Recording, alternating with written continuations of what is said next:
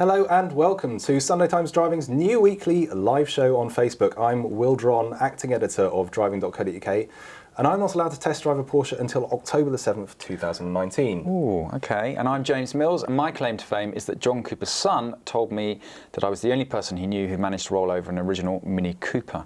Will, you wouldn't have rolled over a Mini Cooper in your past, would you? No, James, and I think you know why. No, you wouldn't fit. Yes, thank you, James. Let's move on. More interesting is the fact that we're going to be doing this live show and talking car nonsense at this time every Wednesday for the foreseeable future. Or possibly until our editor decides to pull the plug.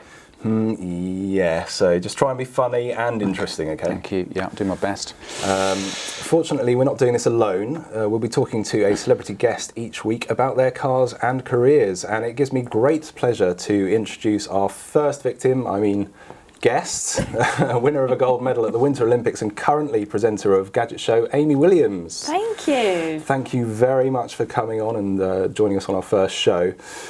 So you won Britain's first solo Winter Olympic gold for, 30 years in Vancouver in 2010, yes. Which is extremely impressive. So what's it like? What is it about travelling face down on a tea tray, essentially, at 92 miles an hour or so that really appeals to you?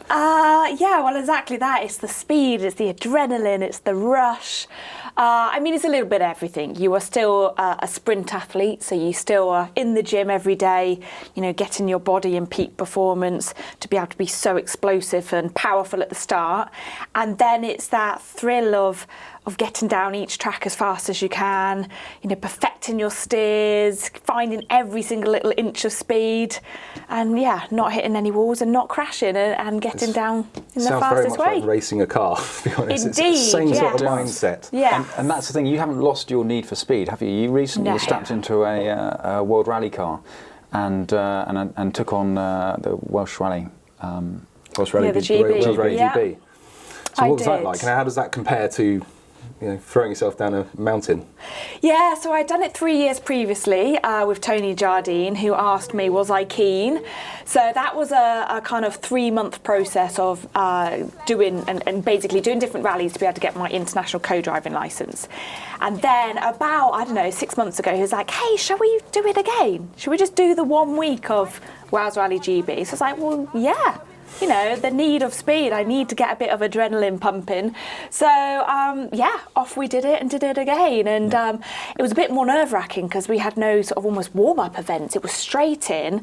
Could I remember everything from 3 years previously?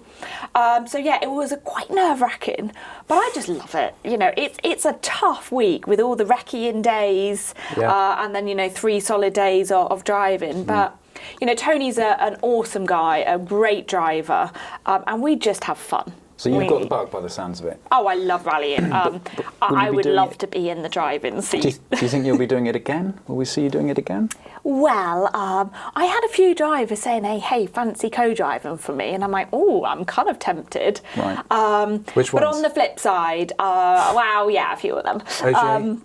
I wish it was OJ. I am no way good enough for him, that is for sure. But no, it's a full-on job for them. They are on the circuit around the world all the time. And, ultimately I did that when I was doing my sport. So the one-off, yes, I am keen and will always say yes. I would love to learn the skills and those specialised skills to be in the driving seat. But Tony, I don't think is keen to switch it round. We'll see. I don't think Tony Jardine would sit in the passenger seat. I think we need to tell him it's time to hang up his driving gloves. Yes. He loves it too, and that's the thing. He needs a co-driver. If you can combine it and just every now and again just say yes and have the opportunity I don't know how you find the time, because you're obviously presenting the Gadget Show now as well. So how's that? And what have you had any motoring gadgets on the show? We go through the odd different things. We never quite know what we're going to film pretty much until the day.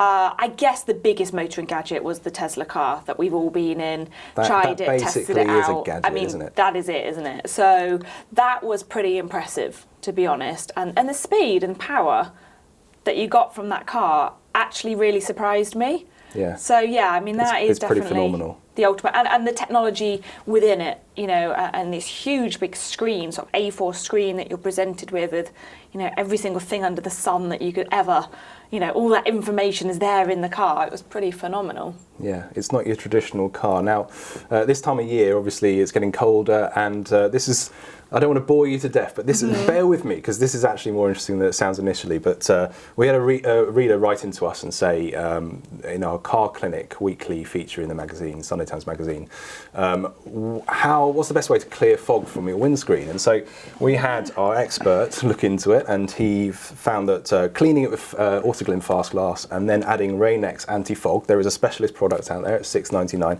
and that's the best way to do it. But interestingly, in the comments, someone said Autoglym car glass polish applied once a week works, and seriously, this does get more interesting. Back in the 50s, says Tony Jennings, before the advent of heaters, air conditioning and demisters, a mixture of shampoo and washing up liquid wiped on the inside of windows worked. And by the way, if you are watching this and you have a good solution for anti-fog, then let us know in the comments. But so shampoo and washing up liquid, that sounded quite interesting. But John Parker said he raised the game by saying half a sliced potato used to be recommended as a demisting tool. And at that point, I thought this is crazy roasted talk. Or baked potatoes. What are we talking here? Or freshly cut one. Yeah. John Parker, if you're watching, then let us know. But actually, he didn't specify. So I took it to mean a raw potato, sliced one in half. I thought this is too good an opportunity to miss. And I got all 4 products, the Rain-X and the Autoglym and the washing up liquid and shampoo. And I didn't know what sort of concentrations. So I did 50-50 and I tried a potato. Here's how I got on. I'm going to try Rain-X first. Reapply for better results. Right, next up, Autoglym car polish. Okay, so that buffs off quite nicely. Next we have the shampoo and washing up liquid mixture. Already I can see that the bit I haven't done yet is already fogging up. Well, that came off a lot easier than I thought it would. So, just one more to go. The infamous potato. Come on buddy, don't let me down. I hope my neighbours don't see me doing this. A little bit smeary if I'm honest. Let's leave it overnight, see what happens. So what have you got your money on? What have you got your money on, Amy? Well, I've got a sneaky suspicion I might know which one works because of past experience myself. Oh, really? So I'm going to just keep that Okay, well, we'll secret. find out a little bit later. But tell us in the comments what you think worked best, and we'll reveal it later. So, right, who's been watching the Grand Tour? Yes, of course. I have to admit, I haven't yet. No, I've missed out so Everyone's far. talking about the Grand Tour. They're your friends, you know these guys. Grand Tour, let me explain, is Jeremy Clarkson, Richard Hammond, James May, what they did after Top Gear, post the fracas. And basically, if you haven't seen it, it's essentially like Top Gear, but more explodey. Oh, yeah. More exactly. So they're travelling around the world in a big tent, and it's very interesting, but yeah, more explosions and a little bit sillier, I would say. Yeah, I'm going to have to, go back and find it, and definitely I will watch it. I just haven't quite got round to it. Of course, you appeared on Top Gear. You know the guys. Yeah. What are they like? I like them all. I got on with them. They are what they are. Jeremy is Jeremy. He's exactly the same on and off. Behind the camera and not behind the camera. People, but I got on with them. I found them quite funny. Is James May truly Captain Slow, or is that mischievous? Oh, James May's lovely. I've done a few things with him. One of which when we were both out in Norway together, and I was racing. He was in a car with Meek in the new Chris Meek in the new, at the time, the rally World Rally Car. Yes, it was the little. Yeah, it was the mini one. Mini one. Yeah, the mini. And I was then on my sled on the skeleton track, and we sort of raced each other. I blame it actually on Chris Meek as to what I got into rallying in the first place. And James was brilliant. He's such a nice man. Very, very sweet. It's Great. Well, how could you not like him? Yeah, they're not. They were in an Aston Martin Vulcan in the last episode, which is a pretty phenomenal machine. They were. That's a £1.8 million supercar, and I can't even remember how few they make. But Jeremy was saying that if you order one, Aston Martin will take it to a track of your choice, provide a professional driver, and tell you how to go as fast as it will possibly go, and it goes very fast indeed. And now I saw them doing this at Goodwood with a chap who'd had it shipped in. They had a team of mechanics, and they started the engine, and then a lot of people came running over, and they said, "You can't run that, it's way too noisy." Well, this is the problem they have, isn't it? Even Top Gear, new Top Gear with Chris Harris, they did it in Abu Dhabi, I think, for this very problem, because you can't drive that car in more than about 3 circuits around the world. So this sort of international playboy type was left on the sort of pit wall, looking at these Austin A35s chugging around Goodwood race circuit, while his Vulcan was packed by this expert team of mechanics back into the truck. That was it. Sad. Well, so there is a solution. The electric car. I don't know what you think of electric cars. I mean, you've seen the Tesla, obviously, but this is a whole different ball game. This one. This is called the Neo EP9. It was revealed last week, and it's made by a Japanese company, Chinese company called Next EV, and it's just set the record for electric cars around the Nürburgring, and it's done a lap of the Nürburgring in 7 minutes and 5 seconds, which is pretty extraordinary for any car. That's fast, isn't it? Yeah. It's really fast. It's got 1,341 bhp, 4 electric motors, so it should outstrip a Tesla by a fairly short chalk. It's got 0 to 60 miles an hour in 0 to 62 miles an hour in 2.7 seconds. And how it differs from most electric cars is that it's got instead of an electric battery under the floor, it's got 2 batteries in the side pod which can be removed and then replaced in about 8 minutes. So that's I'd like to see you try, Will. I don't think I could do it on my own without some kind of rig. I'd give it a go. Well, I think maybe you should. It's also, they're talking about autonomous technology as well, so that's the ultimate next step in cars yes, and gadgets. I have been in a few autonomous cars actually with Gadget Show, and then who did I do it with? I was out in Germany and we went and tested out the BMW autonomous car at the time. So that was a few years ago actually, and just sat in it going through little courses and whatnot. It's a very strange feeling. Yes. It could have been for Fifth Gear actually. Yeah. With Tiff Nadell. With Tiff, yeah. I've got a funny feeling, if I can remember correctly, it was with him. And it was an interesting one. I want to drive. Like, the fun of driving is driving. There's probably something to going out and having a few drinks and then being driven home. But I think that's a fair way off. I think it's fair to say. A few things need to change. Now, sticking with electric cars, though, Jaguar have also announced their first ever pure electric car, which is pretty immense. There it is. It's called the I-Pace. It's not bad looking. You think? Yeah. 394 bhp, and it is an SUV. It's not based on the F-Pace, which is their new SUV. It's an all-new platform, and it supposedly will do 0 to 62 in around 4 seconds. Now, that's pretty impressive, I think. That's for a quick car. Yeah, and it looks great. And at the LA show, they did say they will build this car. It will go on sale in 2018, and it will cost about £60,000. So it isn't a flight of fancy. It's real. Yeah. It's happening. So have you ever owned a... That's not bad.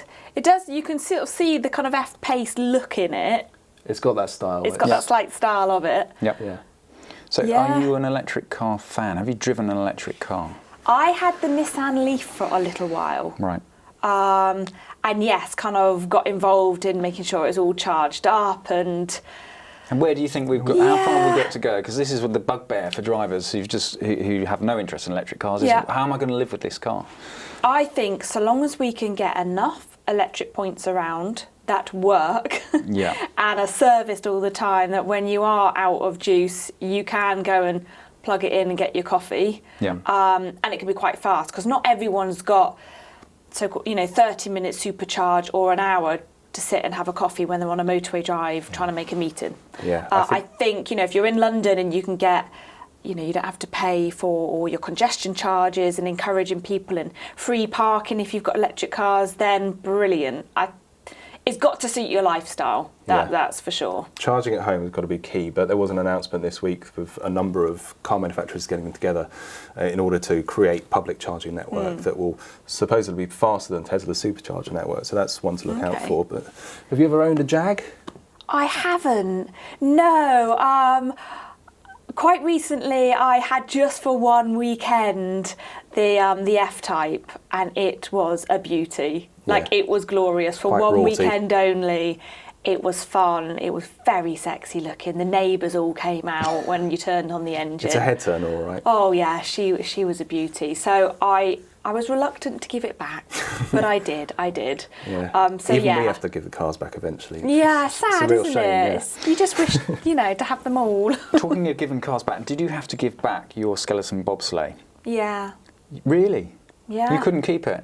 No, it's a very, don't get me upset now. Sorry. I have, James, how could you just... I have I'm sorry, elements but- of it. So I have the saddle. So Right. that's like the seat, the kind of bit that fits around our body that, was shaped to me. So I have that. I was going to say a saddle, that's something you sit We call on. it the saddle. Even though you're face first Yeah, on your tummy. it's called the saddle. So that's what we hold on to when we sprint. And then I have the belly pan. So that's probably the equivalent to like the bonnet. It's Yeah. the bit that hides the frame that's the closest to the ice. Okay. So that's carbon fibre. So I have that on the wall in my house. And I have the runners, so the equivalent of the tyres. So we all owned our own. But the actual heart of it, the innards, the The insides, chassis of it. no longer exists, one, I James. don't Thank you think. for that. Sorry. It's sad. It was a sad moment. Yeah. So let's talk a bit about your car history. What was your first car? Was a Golf, was it? Well, it was my mum's Golf, yeah. That's what I learnt to drive in. I don't know. Did it look like this? Because It was this is the exactly like this, Mark yes. 3. Oh, good. Yeah, it was a grey, dark grey. And I thought we were really cool driving to school. My parents were very trusting. And me and my sister were taking turns driving to school with parents sort of teaching us, obviously to keep down the cost of driving lessons. Did you not all fall out? No, we didn't actually. Really? My dad was very That's a calm. miracle. Yeah, took us to little quiet lanes and Right. everything. And then, eventually we just taking turns who was driving to school there and back in sixth form. Yeah. So that was the first car I kind of learnt to drive in. Fantastic. What about the Renault Clio? Tell us a little bit about that, because it's Little got a bit Renault of sentimental Clio. value. Yeah, that was my granddad's little Renault Clio automatic. I don't think we've got a picture not of that. the No, Clio. oh bless it.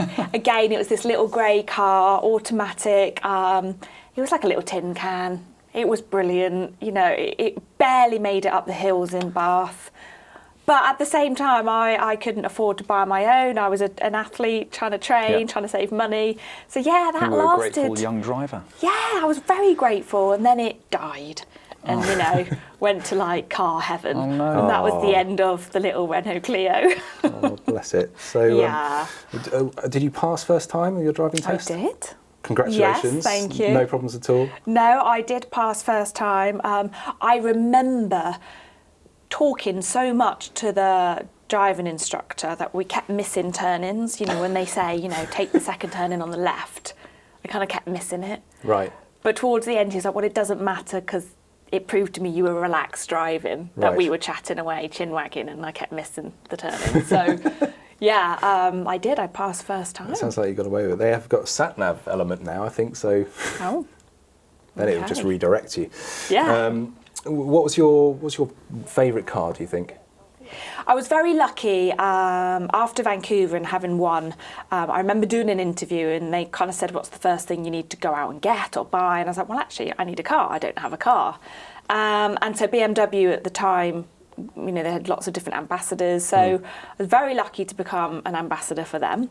So every kind of 6 months, I kind of could choose a different, type of BMW cars. That's So I all kind right. of That's worked pretty my good. way through quite a lot of them.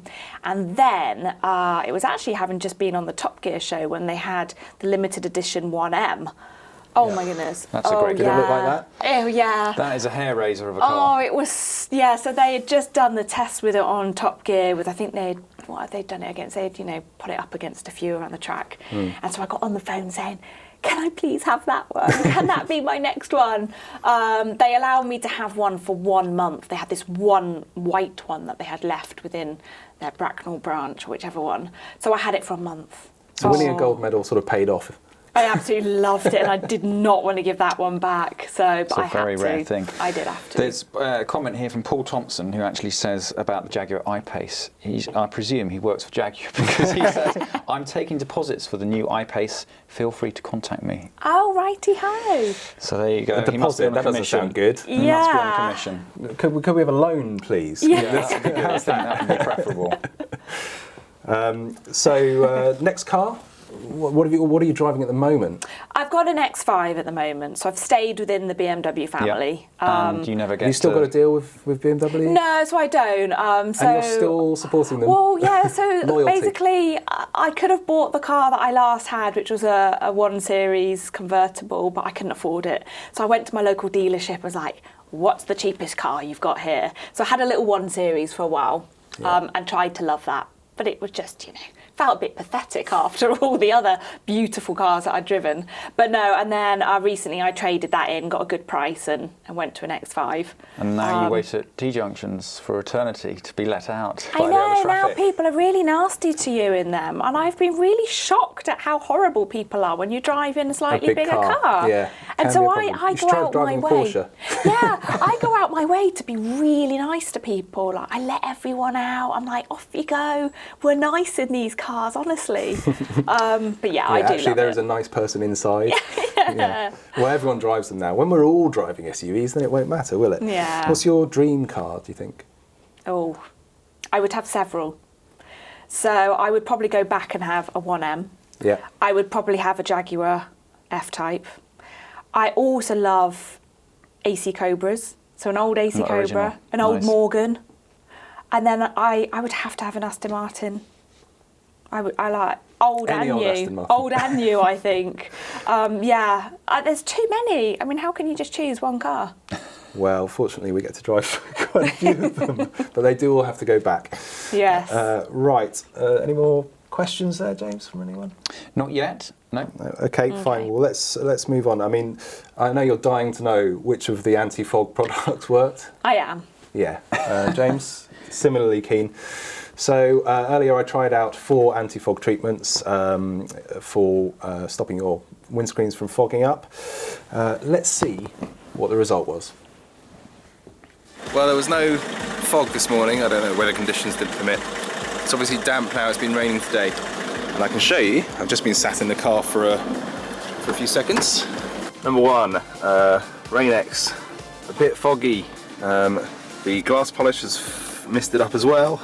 Potato, also misting up, but it seems, amazingly, washing up liquid and shampoo is doing the best job. I can't quite believe it. So genuinely shocked by that result. I was sure that the Rain-X would work. They do make good products, by the way. But what do you think about that? Well, I wasn't shocked because in our skeleton helmets, and we have our visor, we would always carry around a little shampoo, sample, like a hotel shampoo thing, and we would rub it with a bit of cloth and wipe it off, and that would stop it from fogging up with our warm breath and the cold air. Yeah, so that was always. Well, there you go. Even Well, the experts I are never. using it. Yeah, it works. Goodness. You're shocked though. You thought potato. What I know is that you left that potato smeared all over the inside of your family car's windscreen. I think that's terrible. You should be Yeah. ashamed of yourself. Will. Yeah, I should Was it not a bit clean it smeary? off. Yeah, it was a bit smeary. I'm gonna have to clear it off. I think my wife's probably still cursing me. But that's just about all the time we have, I'm afraid, Amy. But thank you so much for popping in to see us, and thank you all the viewers for watching. And join us next week.